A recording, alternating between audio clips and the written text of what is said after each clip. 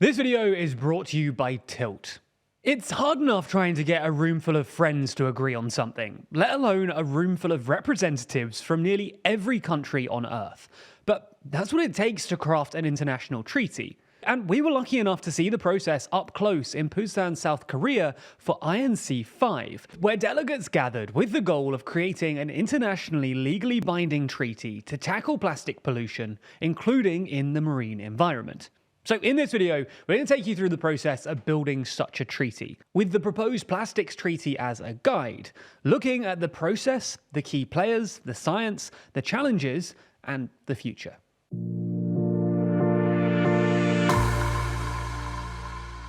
Before we start, if you haven't already, please consider subscribing and ringing the bell to stay in the loop and be notified when we release new videos.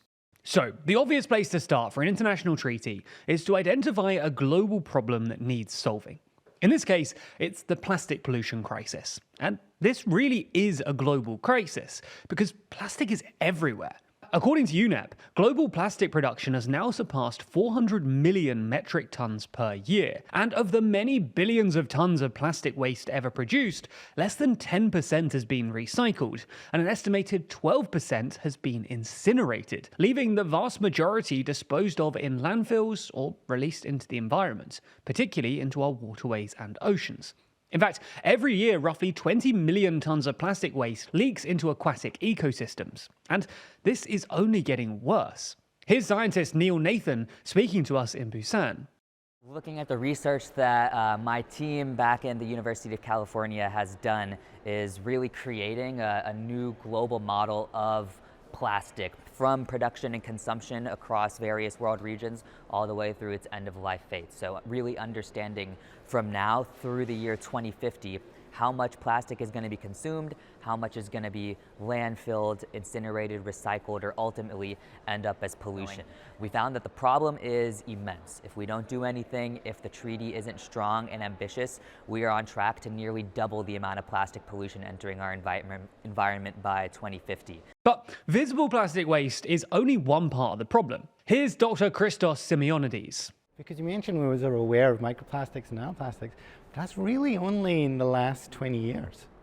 This sort of awareness that plastics do break down into micro and nanoplastics.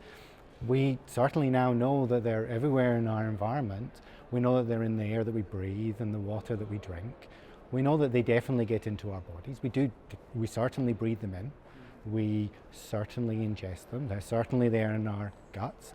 We know very little about the safety of microplastics, but what we do know is concerning.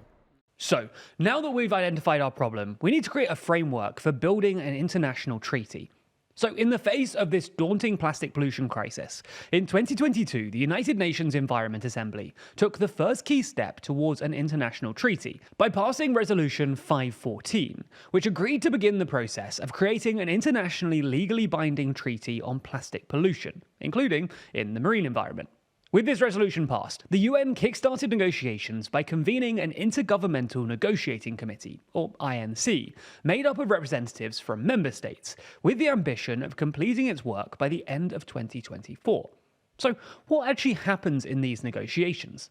Well, a lot of important work was done at INC Summits 1 through 4, and at some intersessional meetings between them, including the exchange of views and consideration of scope, objectives, and structure. But we're going to skip ahead to November 2024 and the INC Summit in South Korea, which was intended to be the final round of talks and the one where an agreement should be finalized. And so, in the final week of November 2024, delegates from nearly 180 countries gathered in Busan, South Korea for INC 5, with a mission to strike a deal.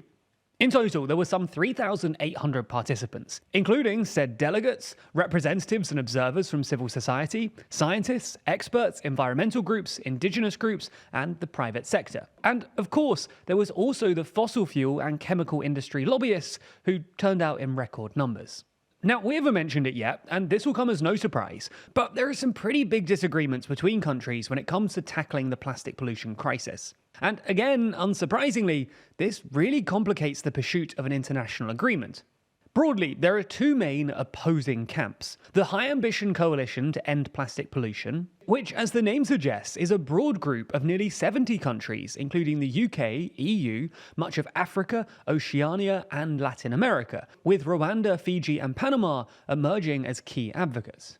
And all of these countries are seeking an ambitious agreement that tackles plastic pollution across the whole life cycle, including production cuts. Then on the other side, you have the like-minded group of countries, mostly made up of major oil producers like Russia, Iran, and Saudi Arabia, who are staunchly opposed to any deal that would involve reducing plastic production or listing harmful chemicals in plastics that ought to be banned. That's because as the world shifts away from using fossil fuels for transport and energy, petrochemicals like plastics are a lifeboat for big oil producers, with petrochemicals expected to become the main driver of oil demand growth at some point this decade.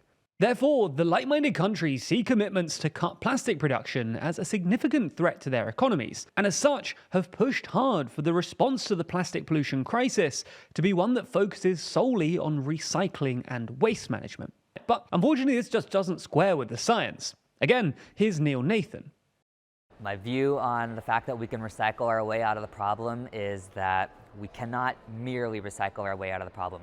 I wouldn't like to take away attention from the fact that it is a really important part of reducing mismanaged plastic waste, but it's certainly not the only way that we get there, and we need a lot more. Something that we found in our data, which is projecting plastic consumption through 2050. The main finding is that even if you invest billions, tens of billions, hundreds of billions of dollars in downstream efforts in waste management and recycling, eventually plastic pollution, mismanaged waste, is still going to trend upward. So that's because around the year 2040, there seems to be an inflection point with economic growth and population growth where consumption will continue to rise without specific measures to reduce that production. So at the end of the day, we can make a big dent in pollution by focusing on recycling, but by no means can we actually eliminate the problem. So if we really want to reach a plastic-free future for our children, for our children's children, it's essential that we actually look at production and how we can reduce that over time. But back to the negotiations. How do they actually work? Well, the plenary sessions at the start, middle, and end of the week are the most exciting, with all delegates gathering and letting their opinions be known, with fiery and passionate or long and drawn-out speeches. However, arguably the most important work is done in contact groups, which are smaller breakout groups of delegates that focus on specific articles of the potential treaty. Now, in a perfect world, these contact groups will gradually build the agreement article by article, with text submitted to a legal drafting group for legal fine-tuning, eventually crafting an agreement that can be considered and approved in the final plenary session, and then later signed and ratified by states. But the reality is never that simple. The opposing views of the countries were on full display even in the opening plenary of INC5, as like-minded countries like Saudi Arabia and Russia were accused of employing delay tactics, with extended discussions on procedural matters, prolonging sessions, and holding up progress. Eventually, the work of the contact groups was able to commence though, but as the chair made clear at the midweek stocktake, progress was disappointingly slow, if not non-existent. One of the main hurdles was a procedural one. Specifically on the requirement for consensus, which has for a long time been the thorn in the side of environmental negotiations, and is something that was insisted on by the like-minded countries. Under this principle, for anything substantive to be agreed or adopted, there must be a consensus. In other words, any one country has an effective veto. With the two main groups so far apart on things like production cuts and harmful chemicals, as well as other unresolved tricky issues like financing, securing an agreement by the end of the week in Busan was looking increasingly unlikely. And ultimately, no final treaty was agreed upon. But all hope is not lost.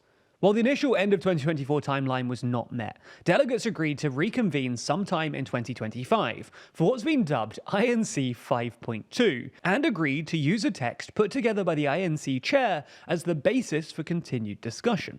That text will need a lot of work though, as the 22-page document is riddled with 371 brackets, which are used to indicate that a text has not been agreed on by parties. It's worth noting as we wrap up that while INC5 in Busan ended without a headline success, it did demonstrate that most of the world does in fact want more action. More than 100 countries wanted to limit the production of plastic, and some 140 countries supported an obligation to phase out certain harmful chemicals and products. As such, the drive is still there to keep pushing for an agreement in line with experts' recommendations, one that addresses the full life cycle of plastic, including its production, design, and disposal.